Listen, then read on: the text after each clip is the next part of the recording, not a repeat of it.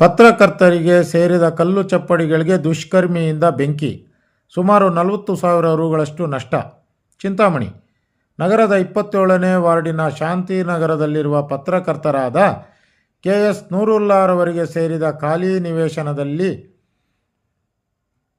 ಮೇಲ್ಛಾವಣಿಗೆ ಬಳಸುವಂತಹ ಕಲ್ಲು ಚಪ್ಪಡಿಗಳಿಗೆ ಇಂದು ಬೆಳಿಗ್ಗೆ ದುಷ್ಕರ್ಮಿಯೊಬ್ಬರು ಕಸ ಕಡ್ಡಿ, ಟೈರ್, ಪ್ಲಾಸ್ಟಿಕ್ ಕವರ್ ಮತ್ತು ಪೇಪರ್ಗಳನ್ನು ಹಾಕಿ ಬೆಂಕಿ ಇಟ್ಟಿರುವ ಘಟನೆಯೊಂದು ವರದಿಯಾಗಿದೆ.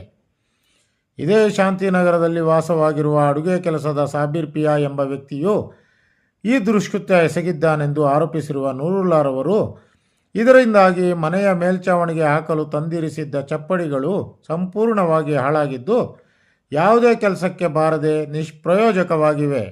ಇದರಿಂದ ನನಗೆ ಬಹಳ ತೊಂದರೆಯಾಗಿದೆ ಎಂದು ತಿಳಿಸಿದ್ದಾರೆ. ಬೆಂಕಿ ಹಚ್ಚಿ ಚಪ್ಪಡಿಗಳನ್ನು ಹಾಳುಗೈದಿರುವ ವ್ಯಕ್ತಿಯು ಸೂಕ್ತ ಪರಿಹಾರ ನೀಡದಿದ್ದ ಪಕ್ಷದಲ್ಲಿ ಪೊಲೀಸ್ ಠಾಣೆಯಲ್ಲಿ ದೂರು ನೀಡುವುದಾಗಿ ಅವರು ಹೇಳಿದ್ದಾರೆ. ತರಿಸಿ ಒಂದು ಕಡೆ ನಿಲುವಾಗಿ ಜೋಡಿಸಿಟ್ಟಿದ್ದೆ. ಅದರ ಪಕ್ಕದಲ್ಲಿ ಸ್ವಲ್ಪ ಮರಗಿಡಗಳು ಕೂಡ ಇದ್ದವು. ಅದನ್ನು ನಾನು ತೆರವುಗೊಳಿಸಿ ಮನೆ ಕಟ್ಟುವಂಥ ಒಂದು ಪ್ರಯತ್ನದಲ್ಲಿ ನಾನಿದ್ದೆ. ಈ ದಿನ ಬೆಳಗ್ಗೆ 9 ಗಂಟೆಗೆ ನಮ್ಮ ಮಗುವನ್ನು ಕರ್ಕೊಂಡು ಈ ಕಡೆ ಬರುವಾಗ ಹೊಗೆ ಕಾಣಿಸ್ತು ನನಗೆ. ಏನು ಹೊಗೆ ಇಲ್ಲಿ ಬರ್ತಾ ಇದೆಯಲ್ಲ ಅಂತ ಅದನ್ನು ನೋಡಿದಾಗ ಇಲ್ಲಿ ಬೃಹದಾಕಾರವಾಗಿ ಬೆಂಕಿ ಒತ್ತಿ ಉರಿತಾ ಇತ್ತು. ಆಗ ನಾನು ಗಾಬರಿಗೊಂಡೆ. ಆ ಬೆಂಕಿ ಒತ್ತಿ ಉರಿತಾ ಇದ್ದಿದ್ದಂಥ ಕೆಳಗಡೆ ಸುಮಾರು 20 ಮೇಲ್ಛಾವಣಿಗೆ ಹಾಕುವಂಥ ಚಪ್ಪಡಿಗಳಿದ್ವು. ಬಹುಶಃ ಈಗಿನ ಬೆಲೆ ಅದು 30,000 ರಿಂದ 40,000 ರೂಪಾಯಿಗಳಾಗ್ಬೋದು.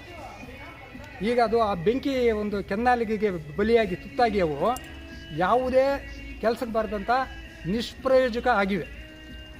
ಇದರಿಂದ ನನಗೆ ಭಾರಿ ತೊಂದರೆ ಆಗಿದೆ.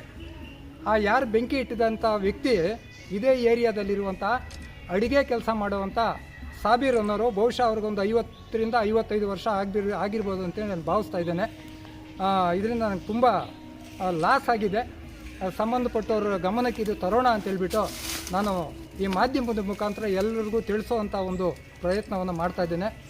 ಇವರೇನಾದರೂ ನನಗೆ ಇದಕ್ಕೆ ಸಂಬಂಧಪಟ್ಟಂಗೆ ಸೂಕ್ತ ಪರಿಹಾರ ನೀಡದೇ ಇದ್ರಲ್ಲ ನಾನು ಪೊಲೀಸ್ ಸ್ಟೇಷನ್ನಲ್ಲಿ ಈ ಬಗ್ಗೆ ದೂರು ಕೊಡಲು ಬಯಸ್ತಾ ಇದ್ದೇನೆ.